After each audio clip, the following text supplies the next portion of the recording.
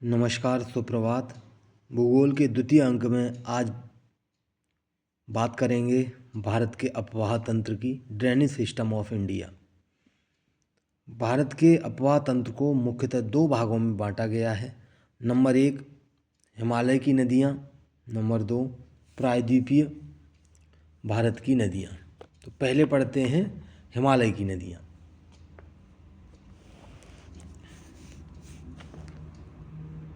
हिमालय से निकलने वाली नदियाँ मुख्यतः बारहमासी नदियाँ होती हैं, यानी कि इनमें लगभग साल भर जल रहता है, जल बहाव रहता है, क्योंकि इनके जल को प्राप्त होने का कारण हिम का पिघलना है और वर्षा दोनों हैं।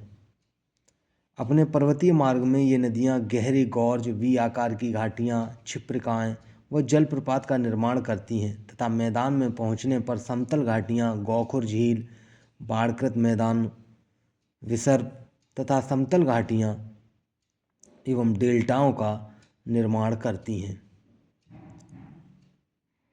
हिमालय से निकलने वाली नदियों में 3 प्रमुख अपवाह तंत्र हैं, जिनमें सिंधु नदी अपवाह तंत्र, गंगा नदी अपवाह तंत्र एवं ब्रह्मपुत्र नदी अपवाह तंत्र। सबसे पहले बात करते हैं सिंधु नदी अपवाह तंत्र की। इसमें सिंधु नदी का उद्गम तिब्बत के कैलाश पर्वत श्रेणी में बोखरचू के निकट एक हिमनद से होता है। इसे तिब्बत में सिंगी खम्बान अथवा सिरमुख कहा जाता है।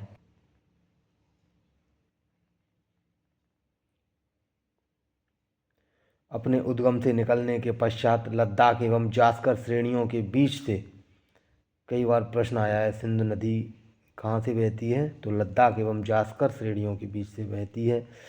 उत्तर पश्चिम दिशा में प्रवाहित होती हुई दमचोक के पास भारत में प्रवेश करती है तथा लद्दाख एवं गिलगित से प्रवाहित होने के दौरान झीलों का निर्माण करती है और आगे चलकर चिल्हड़ के निकट पाकिस्तान में प्रवेश करती है। भारत में इसकी लंबाई 1414 किलोमीटर एवं कुल लंबाई 2880 किलोमीटर है। सिंधु नदी के बाएं एवं दाएं दोनों तरफ से अनेक सहायक नदियां मिलती हैं, जैसे श्योक, गिलगित, सियार, काबुल, जास्कर, पंचनद में झेलम, चिनाब, रावी, ब्यास एवं सतलज नदियों को शामिल किया गया है। इसमें काबुल के अतिरिक्त दाहिने तट पर मिलने वाली अन्य प्रमुख सहायक नदियां कुर्रम, तोची, गोमल, बिबुआ और संगर हैं। ये सभी नदियां सुलेमान पर्वत श्रेणियों से निकलती हैं। पंचनद नदियां आपस में मिलकर पाकिस्तान में मिठानकोट के पास सिंधु नदी में आकर मिलती हैं। सिंधु नदी का मुहाना अरब सागर में है। सिंधु नदी की कुल लंबाई 2880 किलोमीटर है। भारत में केवल जम्मू और कश्मीर के लेह जनपद में प्रवाहित होती हैं। अब इसे कह सकते हैं लद्दाख।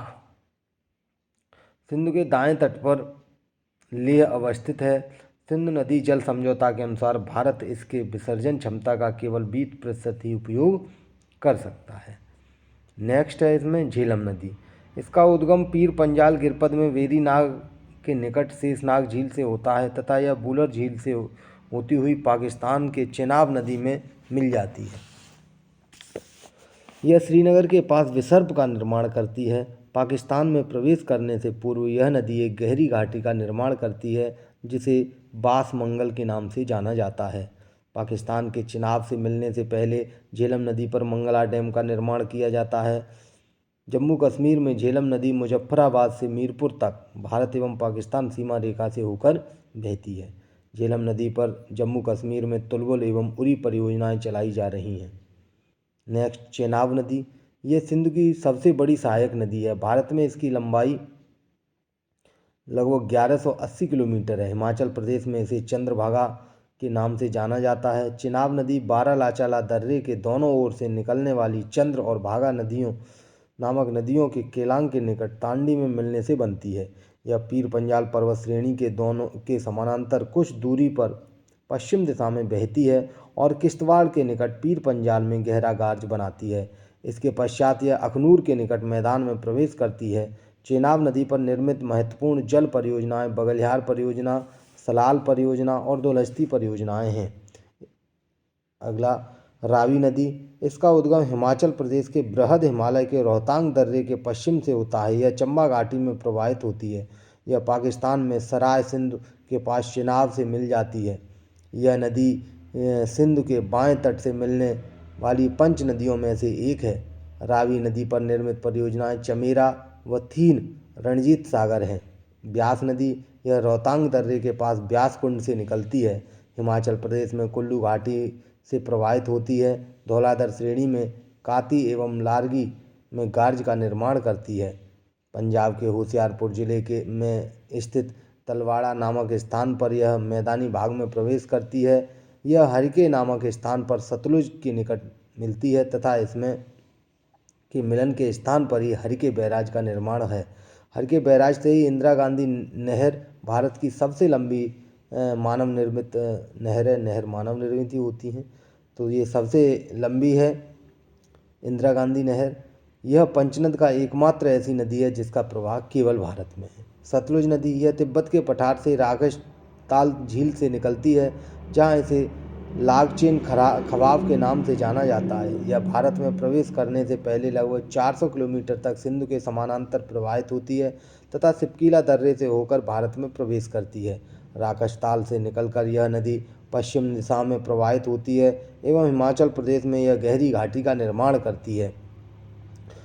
भाखड़ा नागल परियोजना हरिके बैराज तथा इंदिरा गांधी नहर से संबंधित होने के कारण ही यह भारत की महत्वपूर्ण नदियों में से एक है। सतलुज नदी भी फिरोजपुर के फजलिका पंजाब के बीच भारत पाकिस्तान सीमा से होते हुए बहती है। सतलुज नदी की कुल लंबाई 1450 किलोमीटर है, जिसमें यह भारत क्षेत्र में 1050 किलोमीटर बहती है। अगला है गंगा अफवाह तंत्र। सतोपत हिमानी से निकली अलकनंदा और गौमुख के निकट गंगोत्री हिमनद से निकली भागीरथी देवप्रयाग में मिलने के बाद संयुक्त रूप से गंगा कहलाती है। अलकनंदा की सहायक नदियां जैसे पिंडार नदी बाएं तट से कर्णप्रयाग में तथा मंदाकिनी नदी दाएं तट पर रुद्रप्रयाग में आकर मिलती हैं। तो कर्णप्रयाग में अलकनंदा और पिंडार नदी का संगम है। रुद्रप्रयाग में मंदाकिनी और अलकनंदा का संगम है। धौली गंगा, विष्णु गंगा अलकनंदा की अन्य सहायक नदियां हैं। बद्रीनाथ का प्रसिद्ध मंदिर अलकनंदा नदी के तट पर स्थित है। गंगा पूर्व दिशा में पश्चिम बंगाल के फरक्का गंगा डेल्टा सबसे उत्तरी बिंदु तक बहती है, जहाँ तक यह दो धाराओं में बंट जाती है। एक धारा हुगली पश्चिम बंगाल के निकट से जानी जाती है तथा दूसरी धारा भागीरथी के रूप में प्रवाहित होती हुई बांग्लादेश में प्रवेश करती है, जहाँ ब्रह्मपुत्र से मिलने के बाद यह पद्मा और अंततः मेघना नदी से मिलने के बाद मेघना के नाम से बहती हुई बंगाल की खाड़ी में अपना जल छोड़ती है। अपने जल छोड़ने पर यह विश्व का सबसे बड़ा डेल्टा का निर्माण करती है, जिसे सुंदरवन डेल्टा के नाम से जाना जाता है। और यहाँ पर सुंदरवन वन भी पाए जाते हैं।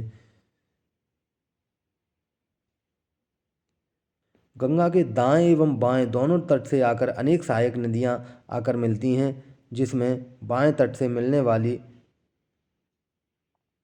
यमुना नदी सबसे बड़ी सहायक नदी है, जो बंदरपूंछ चोटी के यमुनोत्री हिमनद से निकलती है और इलाहाबाद के पास मतलब प्रयागराज में गंगा के दाएं तट पर आकर मिलती है। सोन भी गंगा से दाएं तट पर मिलती है। चंबल, सिंध, बेतवा, केन इत्यादि नदियां यमुना के दाएं तट पर प्रमुख सहायक नदियां हैं। चंबल की सहायक नदियों में बनास, काली, सिंध, कुनो इत्यादि प्रमुख हैं। बनास की सहायक नदियों में खारी एवं धुंध प्रमुख हैं। कोसी गंगा के बाएं तट से मिलती है। इसके द्वारा अपने नदी मार्ग में अधिक कटाव तथा मार्ग परिवर्तन के कारण ही इसे बिहार का शोक कहा जाता है। गोमती, घाघरा, गंडक आदि गंगा के बाएं तट पर मिलने वाली अन्य सहायक नदियां हैं। दामोदर हुगली तथा हुगली के दाएं तट पर एक प्रमुख नदी है, इसे बंगाल का शोक कहा जाता है। गंगा नदी पर ही राष्ट्रीय जलमार्ग संख्या 1 इलाहाबाद से हल्दिया तक स्थित है। गंगा की कुल लंबाई 2525 किलोमीटर तथा मोहाना पश्चिम बंगाल की खाड़ी में है। भारत की नदियों में सबसे बड़ा अफवाह तंत्र है। 2008 में गंगा को राष्ट्रीय नदी का दर्जा दिया गया। सन 2017 में उत्तराखंड उच्च न्यायालय ने गंगा और यमुना को जीवित मानव का दर्जा दिया गया। गंगा नदी के किनारे बसा सबसे बड़ा शहर कानपुर है। गंगा नदी अपने प्रवाह क्रम में निम्न नामों से जानी जाती है। गंगा उत्तराखंड, उत्तर प्रदेश, बिहार, पश्चिम बंगाल, हुगली व भागीरथी पश्चिम बंगाल। 2 वितरकाओं में बंटने के पश्चात मुख्य शाखा भागीरथी बांग्लादेश चली जाती है। पद्मा बांग्लादेश में प्रवेश करने के पश्चात मेघना, मेघना से मिलने के पश्चात अंततः मेघना के नाम से ही अपने जल बंगाल की खाड़ी में विसर्जित करती है। यमुना नदी उत्तर प्रदेश में 19 जिलों से होकर बहती है, जबकि गंगा नदी उत्तर प्रदेश के 28 जिलों से होकर गुजरती है। यह बिजनौर जिले में प्रवेश करती है तथा बलिया जिले से बाहर पश्चिम बंगाल में उत्तर प्रदेश से बाहर चली जाती है। धन्यवाद।